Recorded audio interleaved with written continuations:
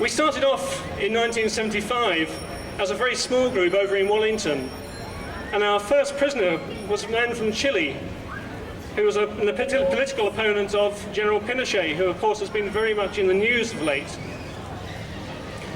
We managed to get him released, but it's interesting when you draw the parallels between 1975 and today, particularly in light of what's been happening with General Pinochet's case. No doubt there are some amongst you who will say, well, although Amnesty International had a large part in bringing General Pinochet to almost to justice in this country, that we didn't quite succeed. However, I would say that in my conversations with a lot of the Chilean exiles, both who live in this country and abroad, to a person, they say that it was a big success. The very fact that in this country now, former dictators and perpetrators of human rights abuses have to think twice before coming to this country, in case they suffer the same fate as General Pinochet. We have, over the years, seen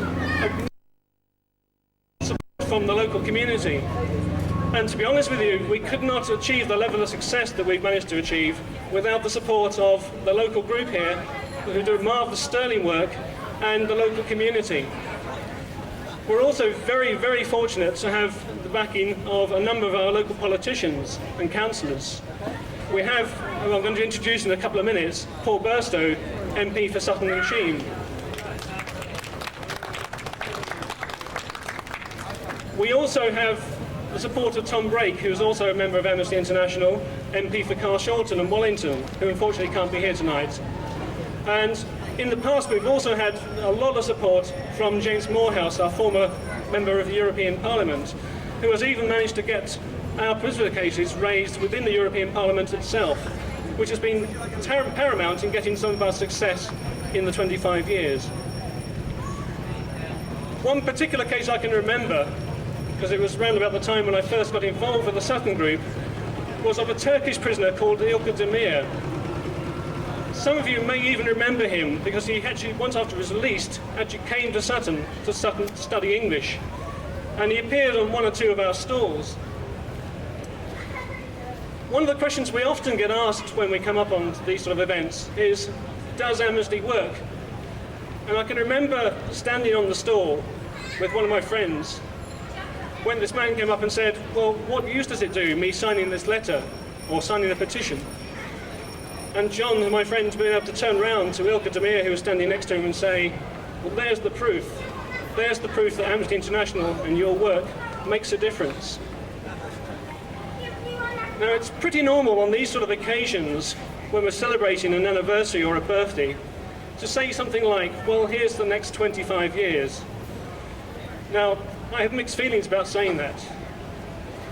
For a start, if we're here in the year 2025, still campaigning for human rights, it means that there are still millions of people throughout the world who are suffering, who have been tortured, who are being committed to death, who are being imprisoned purely for their political and religious beliefs. We've seen a gradual shift over the years from individual cases. As I said, we started off in 1975 working on individual prisoners from places like Chile, Zambia, Laos and other countries. Now we're actually seeing, because of this pattern of human rights abuses, large-scale campaigns on countries and themes. We've just had in this country a campaign for children's rights. We're currently working on a campaign for Saudi Arabia. And also currently we're working on a campaign for the repression trade, where we're asking for firmer export controls on arms. Now, in just a minute, I'm going to be introducing the 25 prisoners which the local group of Amnesty International has been working on in its history. So whilst we're doing that, I'd just like you to think and meditate, if that's the right word, on those names. 25 people who we've helped in the intervening 25 years. 25 people from a wide range of countries whose crimes, in inverted commas, range from refusing to change their name to being political opponents who've dared to speak out against a particular dictatorship. So without further ado, because I'm wasting people's time, perhaps I can just pass over to Paul Burster, who'd like to say a few words on our behalf. Thank you very much, and I don't think you've wasted a single minute. I think you've been very effective setting out what Amnesty International have been doing, campaigning here in Sutton for people across the world for the last 25 years, but also as an organisation for much longer than that. And as you were talking just now, you were emphasising what I think is very important about this organisation, that it's not because of a big organisation at the centre that Amnesty International makes a difference. It's because each and every one of the members of Amnesty International and the many thousands of people that don't necessarily join but act as a result of its encouragement make a difference. And I was looking at the Amnesty website earlier today because I thought, well, what am I going to talk about? What would inspire me? And there was a section in the website which talked about how Amnesty does make a difference. And there was an absolutely, I thought, a very powerful quote, which I just want to read to you. I was being kept naked in an underground cell. When the first 200 letters came, the guards gave me back my clothes. The next 200 letters came, and the prison officers came to see me. When the next pile of letters arrived, the director got in touch with his superior. The letters kept coming, 3,000 of them, and the president called me to his office. He showed me an enormous box of letters he had received, and he said, "How is it that you, a trade union leader, has so many friends over the world?" Some of his friends are probably in this audience today. People who decided that they could make a difference, that the persecution of people around the world is not something that should make us feel powerless to act. Because those letters, drip by drip, wear away tyrants and wear away those who wield power without authority, wield power without the legitimacy of democracy, and who abuse human rights. And your group and the campaigns that you have run on behalf of those people over the years really have made a difference. So never be told that letter writing doesn't make a difference. I know as a Member of Parliament, and I know from talking to colleagues in other parties in the House of Commons, that they respond to letters. They are impressed by letters. They listen to and act upon the correspondence they receive as Members of Parliament. And letter writing campaigns are one of the most powerful tools for persuading and getting change. And I congratulate you as a group for the work that you have done, and I think that anyone here today who wants to take an active part really should just come up to the stall today, sign up, join in, write a letter, because that letter could make a difference to someone's life and it could start to change things. And it's just worth mentioning, it's not just changing individual lives that Amnesty has done over the years. The 1984 UN Charter on the torture of people, it wasn't directly and solely because of Amnesty International, but it was undoubtedly because of the campaigning and pressure of Amnesty International that charter was put in place. And many other changes of international law, the International Criminal Court, for example, are there thanks to you and many like you. So thank you very much. You as individuals, you as a group really are making a difference, and I hope over the next 25 years you'll make even more difference for many people around the world. Thank you very much.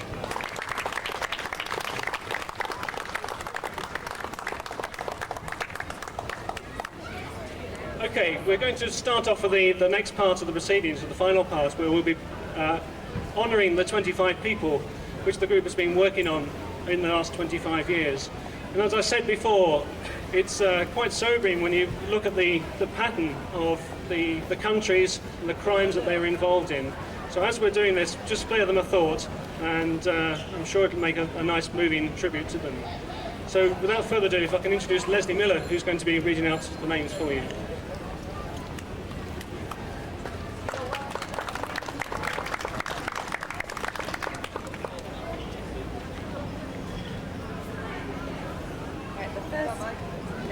Person we have is Alfonso Chanfrau from Chile.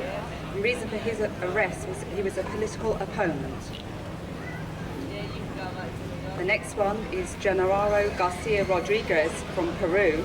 Reason for arrest, calling for better working conditions. Carmelo Lopez, Uruguay. Reason for arrest, a political opponent. Vitaly Chalichenko, the USSR, political dissident. too long, lifelong, from Laos. Gunther Fenzel, country from East Germany, reason for arrest, attempting to cross the border to West Germany.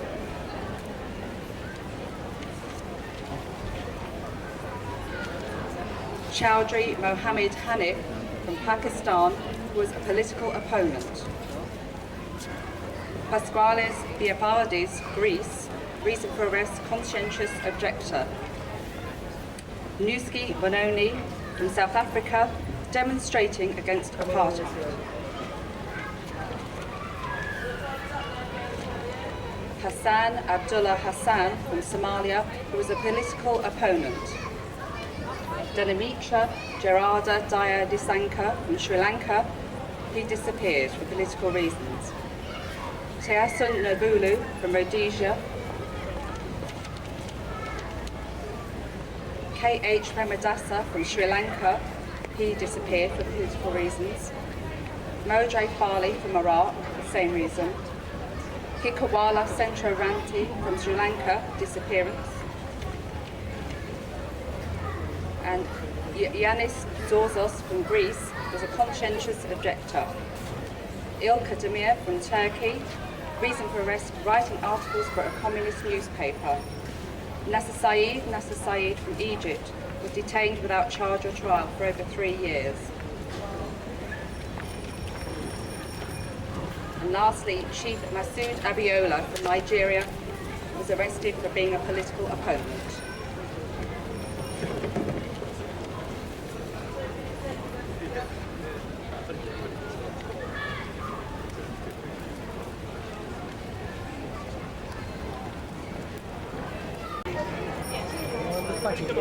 Yeah.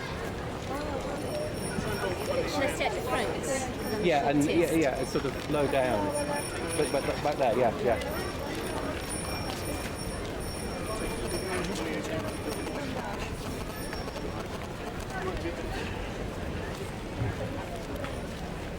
Okay, just 2 minutes while I just focus in on you. Okay, 2 minutes.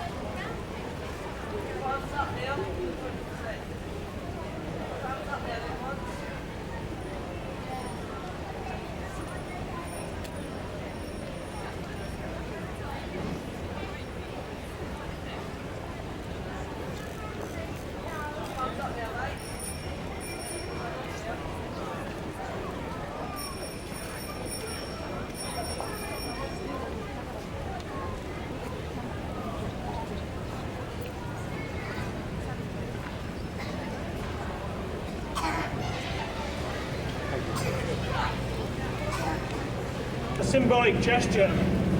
Amnesty is all about trying to get freedom for prisoners of conscience. So as a gesture of freedom, we have 25 balloons, one for each year and one for each prisoner, which the Sutton group of Amnesty has worked on, which Paul Burstow is going to release into the atmosphere.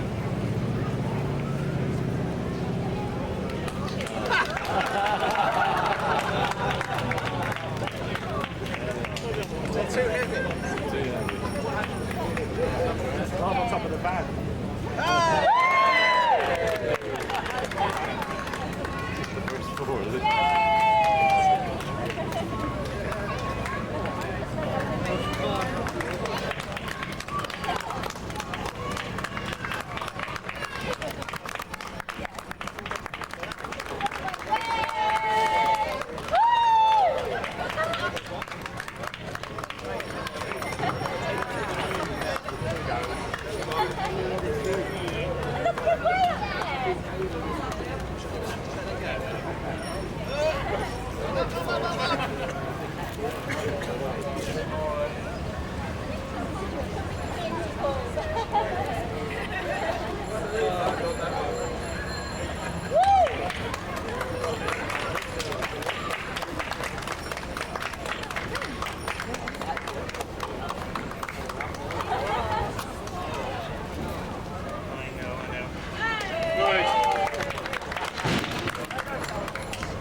should have road tested this one beforehand.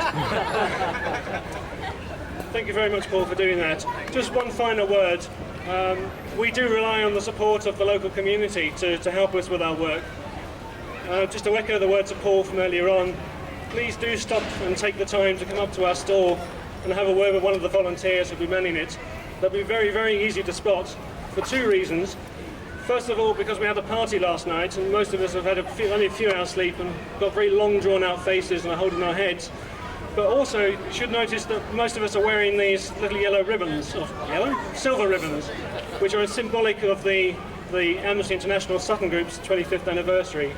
So please do come along. We've got plenty of these to spare if you want to take one away and wear one on our behalf. You'd be most and welcome. Thank you.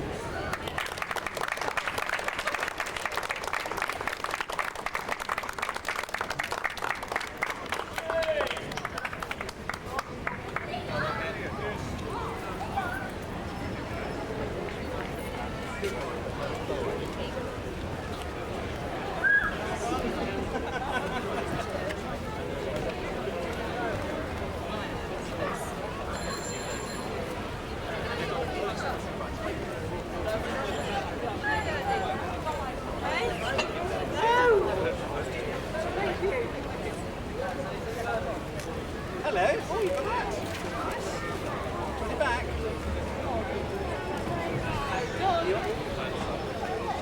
I think maybe not, Johnny. Come on, let's go down the high street.